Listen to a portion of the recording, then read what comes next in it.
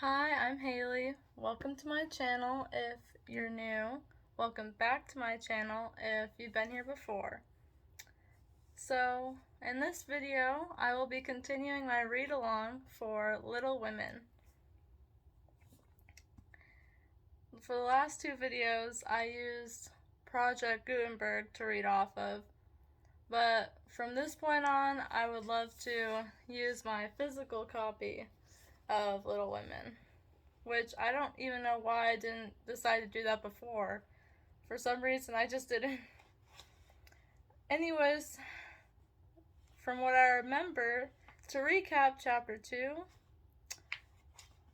from what I remember, they were celebrating Christmas, and the girls decided to give their breakfast to that nice family. I can't remember the family's name, but at the top of my head, but they decided to give their breakfast to that nice family that Marmee was looking after and taking care of because they didn't really have anything. And I think it was really nice for the girls, for the main characters, the sisters, to go ahead and give their breakfast to them. And I also believe that they performed their play, which took a really long time to read. I couldn't comprehend how long. I couldn't believe how long the play is in the book. It's a wonderful play. It's just that it took a long time to read, to get through, but it was still worth it. Let's see. So now we're on chapter 3. We're on part 1, chapter 3, or volume 1, depending on however you like to title it. So we're on part 1, or volume 1, and chapter 3, which is called The Lawrence Boy. "Joe! Joe! Where are you?" cried Meg at the foot of the garret stairs. "Here," answered a husky voice from above, and, running up, Meg found her sister eating apples and crying over the heir of Redcliffe, wrapped up in a comforter on an old three-legged sofa by the sunny window. This was Joe's favorite refuge, and here she loved to retire with half a dozen russets and a nice book, to enjoy the quiet and the society of a pet rat who lived nearby and didn't mind her a particle. As Meg appeared, Scrabble whisked into his hole. Joe shook the tears off her cheeks and waited to hear the news. "Such fun! Only see! A regular note of invitation from Mrs. Gardner for tomorrow night," cried Meg, waving the precious paper and then proceeding to read it with girlish delight. "Mrs. Gardner would be happy to see Miss March and Miss Josephine at a little dance on New Year's Eve. Marmee is willing we should go. Now, what shall we wear?" "What's the use of asking that, when you know we shall wear our poplins because we haven't got anything else," answered Joe, with her mouth full. "If I only had a silk," sighed Meg. "Mother says I may when I'm 18 perhaps, but 2 years is an everlasting time to wait. I'm sure our pops look like silk, and they are nice enough for us. Yours is as good as new, but I forgot the burn and the tear in mine. Whatever shall I do? The burn shows badly, and I can't take any out." "You must sit still all you can, and keep your back out of sight. The front is all right. I shall wear a new ribbon for my hair, and Marmee will lend me her little pearl pen, and my new slippers are lovely, and my gloves will do, though they aren't as nice as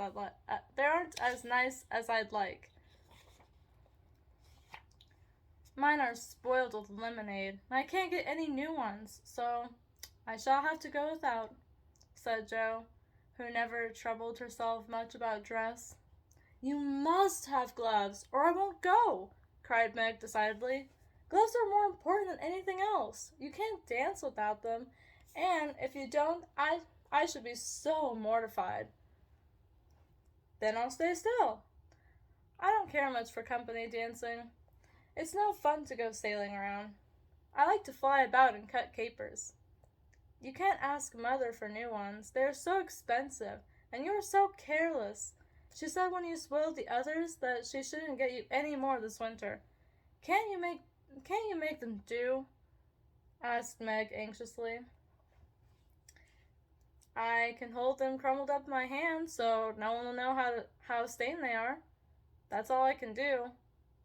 No, I'll tell you how we can manage. Each wear one good one and carry a bad one. Don't you see? Your hands are bigger than mine, and you will stretch my glove dreadfully, began Meg, whose gloves were a tender point with her. Then I'll go without. I don't care what people say, cried Jo, taking up her book. You may have it, you may. Only don't stain it and don't behave nicely. And do behave nicely. Don't put your hands behind you or stare or say, Christopher Columbus. Will you? Will you? Don't worry about me. I'll be as prim as I can and not get into any scrapes if I can help it. Now go and answer your note and let me finish this splendid story. So Meg went away to accept with thanks, look over her dress.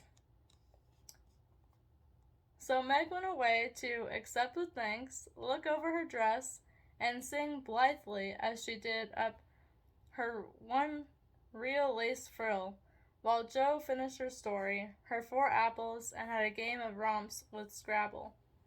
So, as you can see, Jo doesn't really care about her appearance, whereas Meg seems to care a lot about her appearance in society, and Jo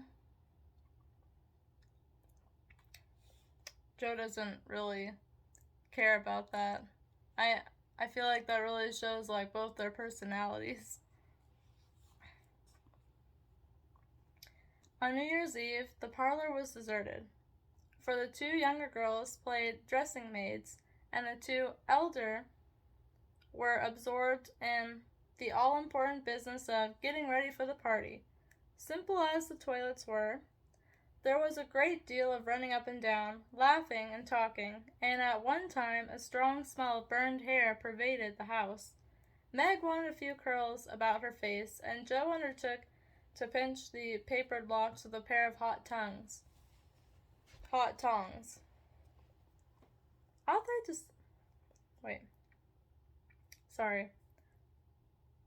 they to smoke like that? asked Beth from her perch on the bed. It's the dampness drying, replied Jo. What a queer smell. It's like burned feathers, observed Amy, smoothing her own pretty curls with a superior air. I believe queer in this context means just like odd. Like, what an odd smell. People definitely talked slightly differently, and there are terms that we still use today, but they were used very differently back then. So that's why I just wanted to clarify. There. Now I'll take off the papers and you'll see a cloud of little ringlets, said Jo, putting down the tongs. She did take off the papers, but no cloud of ringlets appeared, for the hair came with the papers, and the horrified hairdresser laid a row of little scorched bundles on the bureau before her victim. Oh, oh, oh! Oh, what have you done? I'm spoiled. I can't go. My hair, wailed Meg, looking with despair at the uneven frizzle on her forehead. Just my luck. You shouldn't have asked me to do it. I always spoil everything. I'm so sorry, but the tongs were too hot, and so I've made a mess, groaned poor Jo, regarding the black pancakes with tears of regret. It isn't spoiled, Just frizzle it, and tie your ribbon so the ends come on your forehead a bit, and it will look like the latest fashion. I've seen many girls do it so, said Amy consolingly. Serves me right for trying to be fine. I wish I'd let my hair alone, cried Meg petulantly. So do I. So do I. It was so smooth and pretty. But it will soon grow out again, said Beth, coming to kiss and comfort the shorn sheep. After various lesser mishaps, Meg was finished at last, and by the united exertions of the family, Jo's hair was got up and her dress on. They looked very well in their simple suits, Meg in silvery drab, with a blue velvet snood, lace frills, and the pearl pin, Jo in maroon, with a stiff, gentlemanly linen collar, and a white chrysanthemum or two for her only ornament. Each put on one nice light glove and carried one soiled one, and all pronounced the effect quite easy and fine. Meg's high-heeled slippers were very tight and hurt her, though she would not own it, and Jo's 19 hairpins all seemed stuck straight into her head, which was not exactly comfortable, but, dear me, let us be elegant or die. Have a good time, dearies, said Mrs. March, as the sisters went daintily down the walk. Don't eat much supper, and come away at 11 when I send Hannah for you.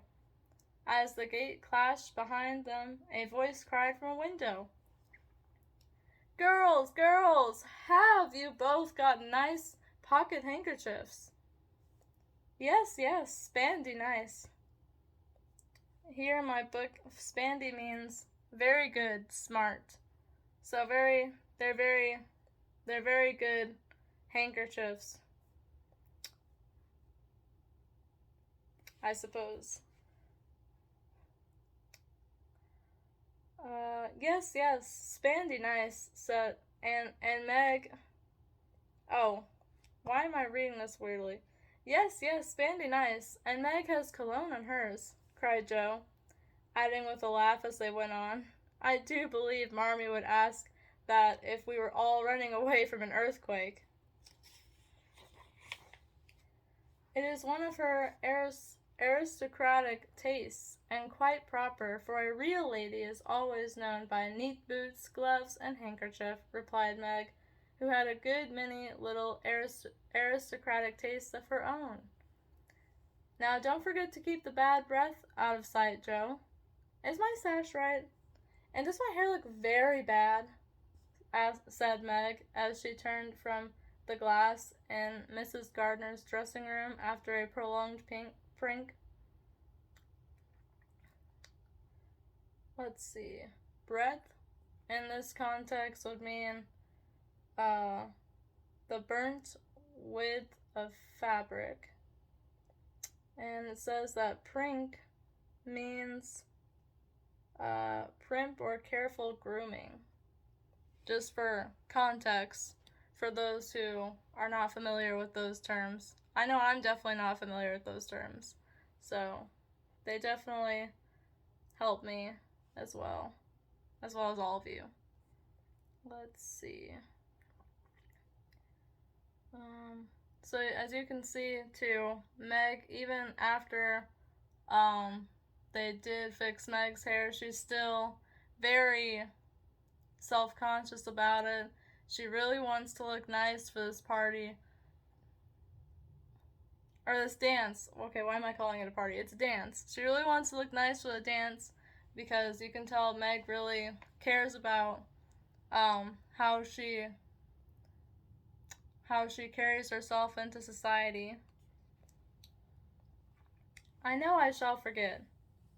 If you see me doing anything wrong, just remind me by a wink, will you? Returned Jo, giving her collar a twitch and her head a hasty brush. No, winking isn't ladylike. I lift my eyebrows if anything is wrong, and nod if you are all right. Now hold your shoulders straight and take short steps. And don't shake hands if you are introduced to anyone. It isn't the thing. How do you learn all the proper ways? I never can. Isn't that music gay? In this context, gay would mean happy. So isn't that music happy? So I think, wait a minute. Isn't that music gay? I think what Joe is asking here is, isn't that music nice, or something like that? Some of these terms I'm still learning along with you guys, so no worries. We shall learn them together. If I get any of these interpretations incorrect, please let me know in the comments. Because I know I'm definitely not an expert at any of these terms. I just try my best to interpret them. Down they went, feeling a trifle timid, for they seldom went to parties, and informal as this little gathering was, it was an event to them. Because they rarely ever go to parties or dances or gatherings, so it's definitely a big deal for them. Mrs. Gardner, a stately old lady, greeted them kindly and handed them over to the eldest of her 6 daughters. Meg knew Sally and was at her ease very soon, but Joe didn't care much for girls or girlish gossip, But Joe, who didn't care much for girls or girlish gossip, stood about with her back carefully against the wall, and felt as much out of place as a colt in a flower garden. Half a dozen jovial lads were talking about skates in another part of the room, and she longed to go and join them, for skating was one of the joys of her life. She telegraphed her wish to Meg, but the eyebrows went up so alarmingly that she dared not stir. No one came to talk to her, and one by one the group near her dwindled away till she was left alone. She could not roam about or amuse herself, for the burned breath would show. The burned part of her dress, in the back of her dress, I think. So she stared at people rather forlornly till the dancing began. Meg was asked at once, and the tight slippers tripped about so briskly that none would have guessed the pain their wearers suffered smilingly. Joe saw a big red-headed youth approaching her corner, and fearing he meant to engage her, she slipped into a curtained recess. So she went behind a curtain to hide, intending to peep and enjoy herself in peace. Unfortunately, another bashful person had chosen the same refuge, for as the curtain fell behind her, she found herself face to face with the Lawrence boy. "Dear me, I didn't know anyone was here," stammered Joe, preparing to back out as speedily as she had bounced in. But the boy laughed and said pleasantly, though he looked a little startled, "Don't mind me. Stay if you like." "Shan't I disturb you?" Or why am I speaking a British accent? "Shan't I disturb you?" "Not a bit. I only came here because I don't know many people, and felt rather strange at first, you know." "So did I. Don't go away, please, unless you'd rather." The boy sat down again and looked at his pumps. His shoes. Till Joe said, trying to be polite and easy,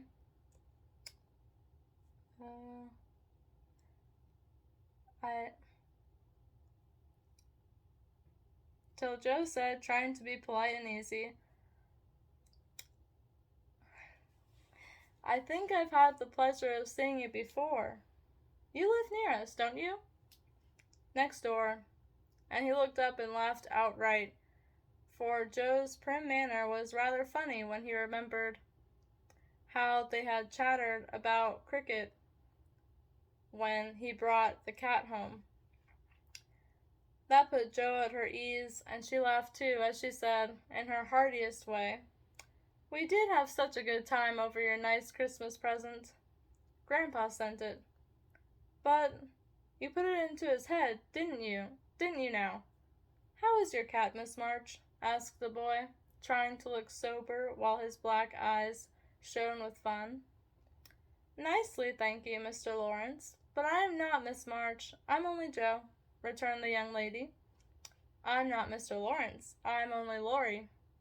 Laurie Lawrence. What an odd name. My first name is Theodore, but I don't like it. For the fellows called me Dora, so I made them say Laurie instead. I hate my name too. So sentimental. I wish everyone would say Joe instead of Josephine. How did you make the boys stop calling you Dora? I thrashed them. I can't thrash Aunt March, so I suppose I shall have to bear it.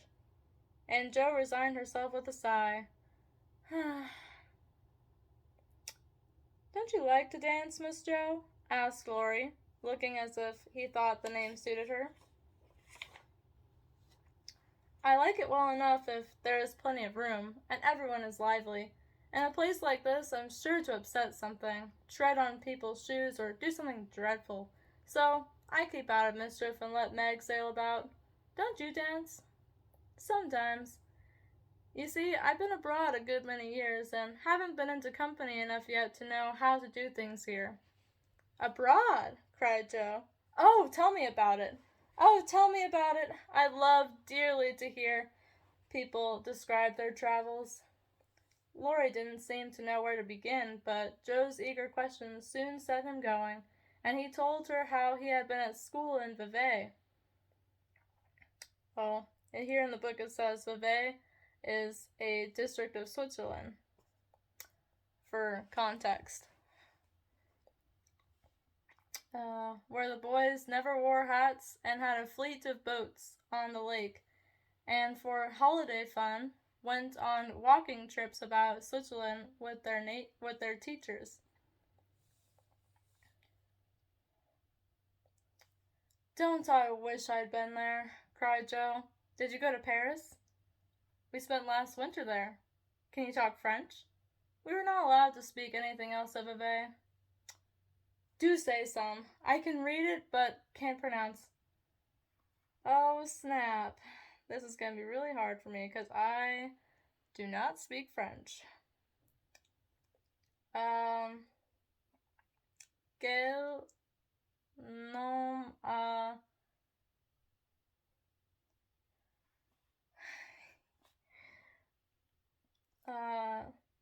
c'est something demoiselle and les pantoufles something. I'm so sorry for all of you native French speakers. I'm so terrible at French at present because I haven't started studying it yet. But yeah, that's just the best I'm gonna do for now. But I apologize for my terrible French. Please correct me in the comments, said Laurie good-naturedly. How nicely you do it. Let me see. You said, who is the young lady in the pretty slippers, didn't you? Oui, mademoiselle. Again, I apologize if my French is terrible.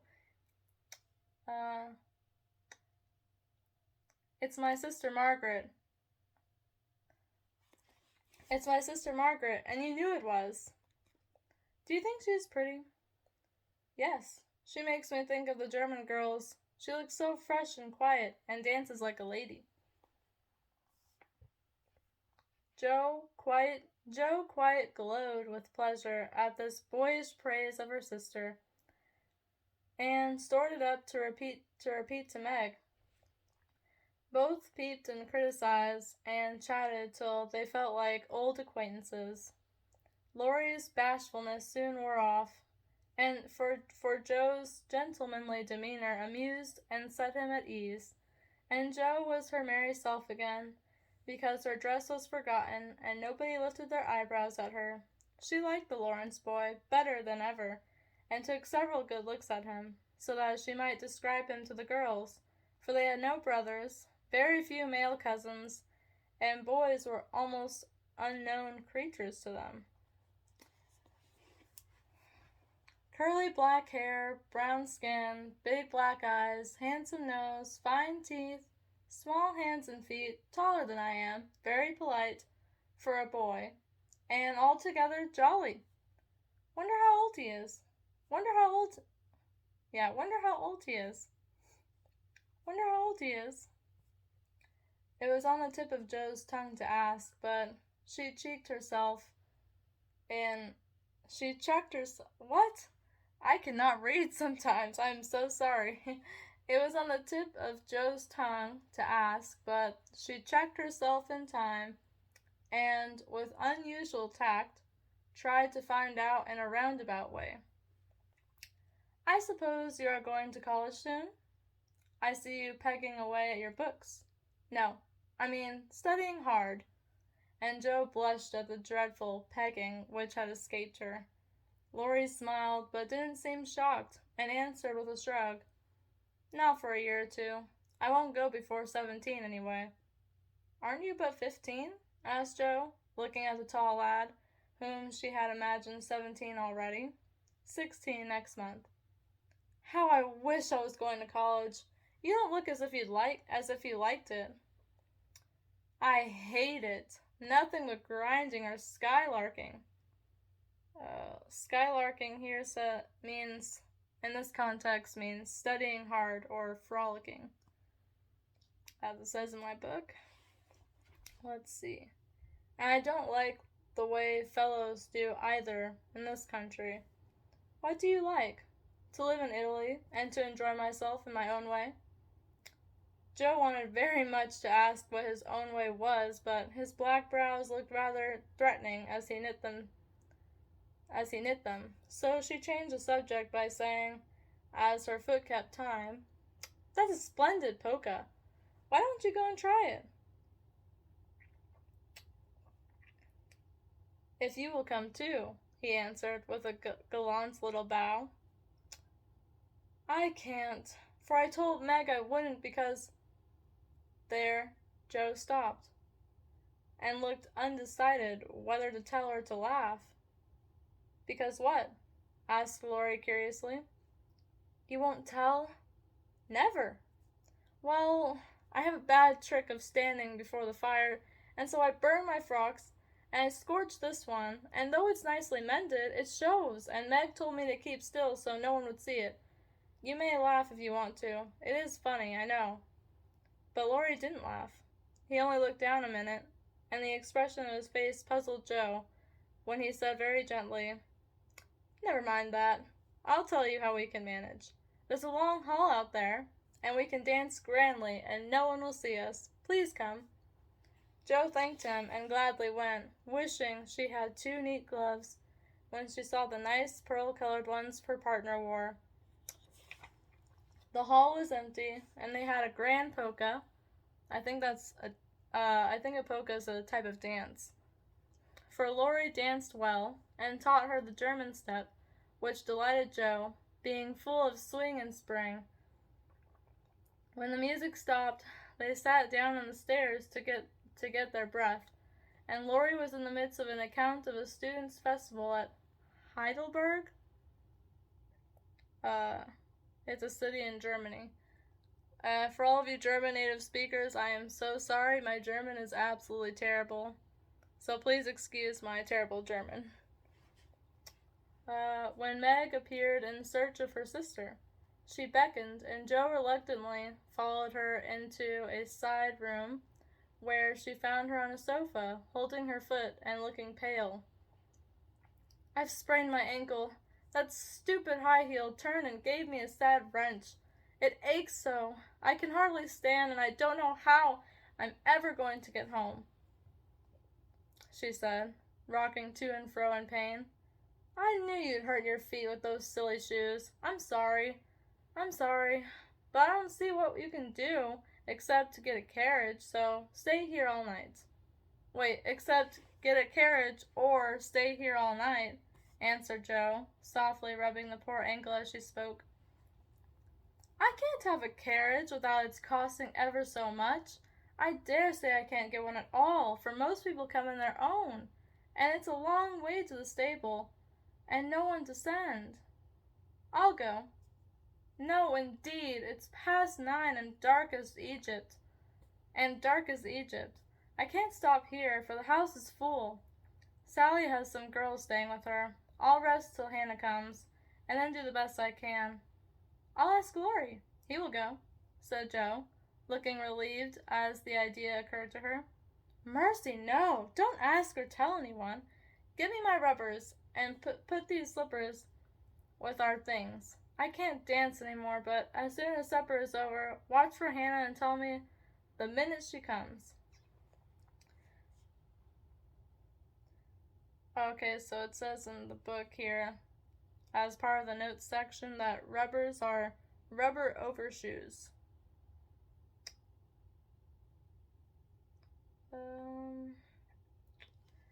They're going out to supper now. I'll stay with you. I'd rather. "No, dear, run along and bring me some coffee. I'm so tired I can't stir." So Meg reclined, with rubbers well hidden, and Joe went blundering away to the dining room, which she found after going into a china closet and opening the door of a room where old Mr. Gardner was taking a little private refreshment. Making a dart at the table, she secured the coffee, which she immediately spilled, thereby making the front of her dress as bad as the back. That reminds me of me because I tend to be really clumsy. "Oh dear, what a blunderbuss I am!" exclaimed Joe, finishing Meg's glove by scrubbing her gown with it. "Can I help you?"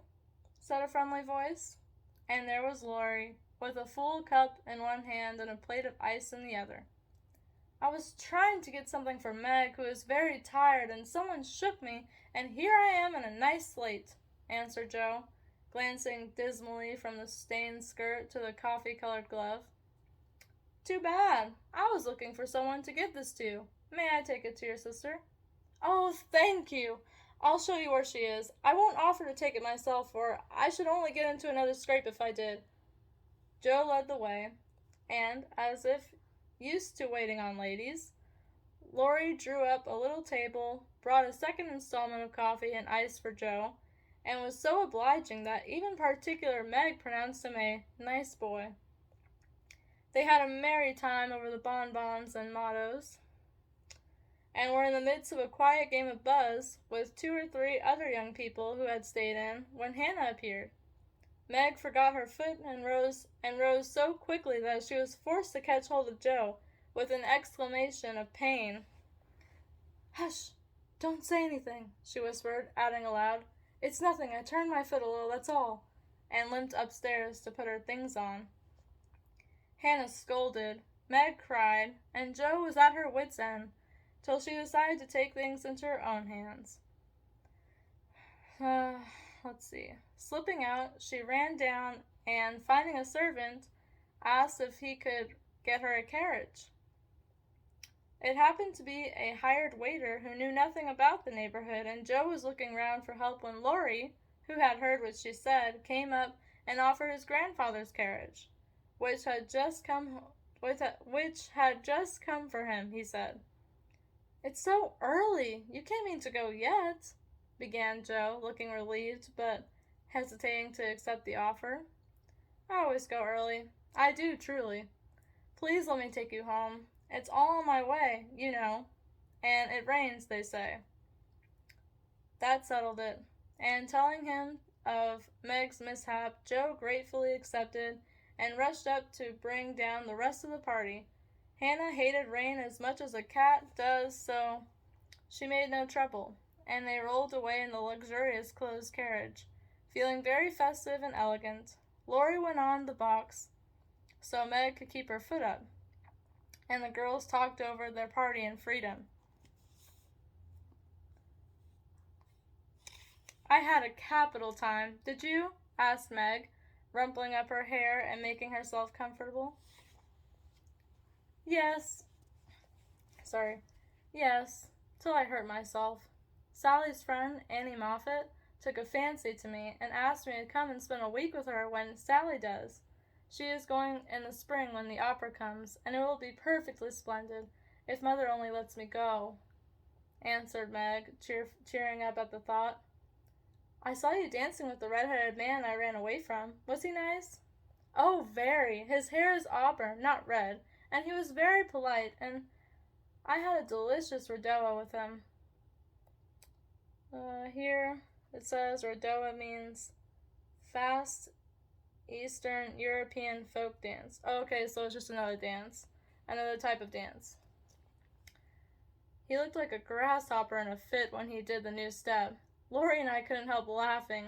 Did you hear us? No, but it was very rude. What were you about all that time? Hidden away there. Jo told her adventures, and by the time she had finished, they were at home. With many thanks, they said good night and crept in, hoping to disturb no one. But the instant their door creaked, 2 little nightcaps bobbed up, and 2 sleepy but eager voices cried out, Tell about the party! Tell about the party! I guess they are also called parties, now that I see. With what Meg called a great want of manners, Jo had saved some bonbons for the little girls, and they soon subsided after hearing the most thrilling events of the evening. I declare, it really seems like being a fine young lady to come home from a party in a carriage and sit in my dressing gown with a maid to wait on me, said Meg, as Jo bound up her foot with arnica and brushed her hair. Here it says arnica is a medicinal herb. I really like all these notes in this book. It really helps you with the terminology. I don't believe fine young ladies enjoy themselves a bit more than we do. In spite of our burned hair, old gowns, 1 glove apiece, and tight slippers that sprain our ankles when we are silly enough to wear them. And I think Jo was quite right. And that is part 1, or volume 1, of chapter 3, The Lawrence Boy, of Little Women. Thank you so much for joining me in my video, and I hope you have a lovely rest of your day or night.